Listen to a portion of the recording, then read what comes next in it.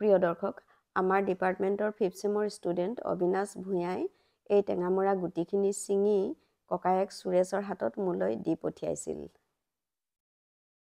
সুৰেশে এতিয়া ভাল কোম্পানী এটাত মেডিকেল ৰিপ্ৰেজেণ্টেটিভৰ চাকৰি কৰে। আমাৰ ডিপাৰ্টমেণ্টৰে এক্স ষ্টুডেণ্ট আছিল। প্ৰচুৰ পৰিমাণে চি ভিটামিন থকা টেঙামৰা গুটি বিভিন্ন কামত দৰকাৰী হয়, বিভিন্ন ধৰণে খাব পাৰি।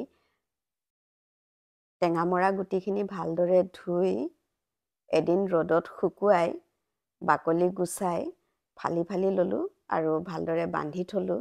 তাৰপিছত এইদৰে আকৌ কেইবাদিনো ৰ'দত দিব লাগিব। আঘোণ মাহৰ শেষৰ সপ্তাহৰ ৰ'দ। ধোৱাৰ পৰা বাকলি এৰুৱাই শুকুৱালৈকে সম্পূৰ্ণ এসপ্তাহ সময় লাগিল। 130 টকা দি এওঁ নতুন গুটি এগাল আনি দিলে, সেইখিনি গুটিও ধুই শুকুৱাইছোঁ। অবিনাশে ছিঙি দিয়া গুটিখিনি শুকালে, এতিয়া এইখিনি গুটি মই ভৰাই ৰাখিম। আচলতে যিগৰাকীয়ে শুকুৱাই সেইগৰাকীয়ে হাতেৰে চুওঁতেই গম পায় কিমানখিনি শুকুৱাব লাগে। সোনকালে খাই শেষ হৈ যদি কোনো কথা নাই, কিন্তু গোটেই বছৰটো ৰাখিবলৈ হ'লে মাজে মাজে টান ৰ'দত উলিয়াই দিব লাগিব। টেঙামৰা গুটি বতৰৰ ফল।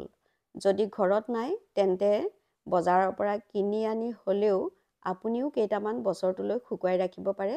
ধন্যবাদ।